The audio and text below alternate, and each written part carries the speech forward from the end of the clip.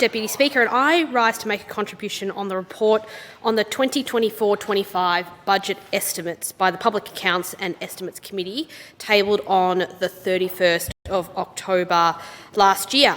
And Deputy Speaker, I've previously addressed this report, but today I wish to draw your attention to one particular finding and corresponding recommendation that the committee makes in its report relating to building upgrades at schools across Victoria, something that I know is very important to all members in this House. Now, Deputy Speaker, finding 29 in the report states that the Department of Education completed the first 5-year cycle of rolling facilities evaluation program in 2023.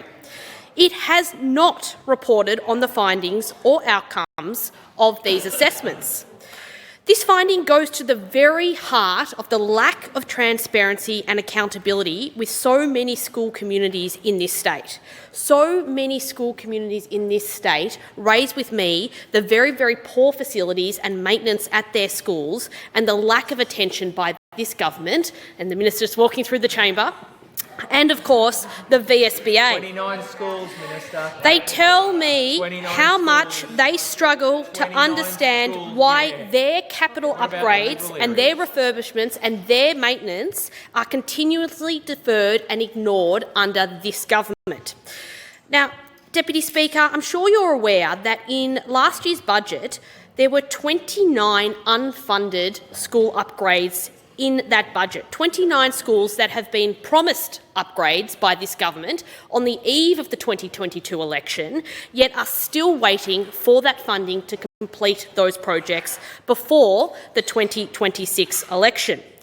Now, looking at the breakdown of those commitments made before the 2022 election, it is very interesting data when you cut it up on where those commitments were made and where now that funding has flowed. Of the schools Labor made commitments to in 2022, 70% were in Labor seats and only 26% were in coalition seats.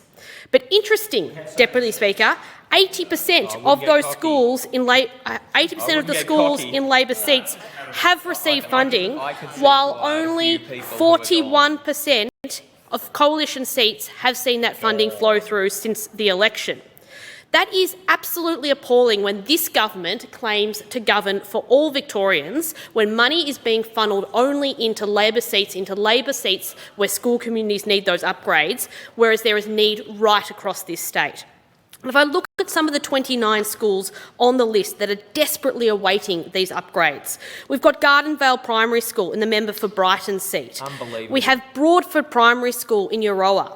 We have Manavale Primary School in Werribee. Now, I hope to see that commitment flow through very quickly in the coming weeks with the new member in Werribee.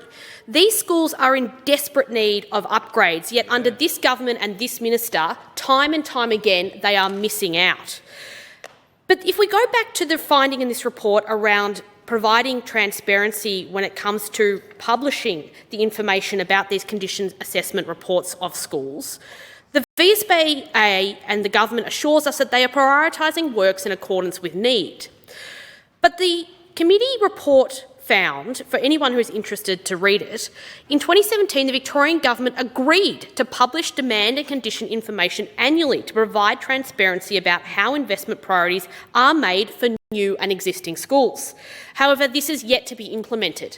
Now, Deputy Speaker, at the end of 2023, because of the lack of transparency in publishing of this information, I put in an FOI into the Department of Education. Of course, it was rejected by the Department of Education and the Minister to produce a full list of the scores of maintenance of schools in this state. It was rejected on the grounds of it wasn't in the public interest. First and foremost, they claimed cabinet in confidence, and then they claimed that it was a working document.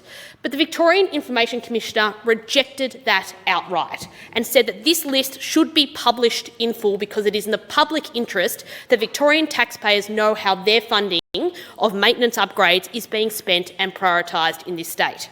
So did I receive that list? No.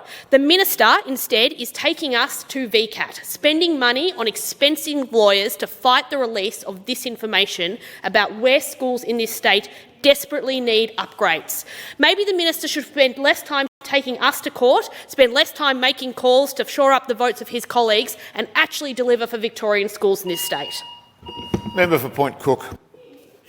Thank you, Deputy Speaker. I might even actually speak on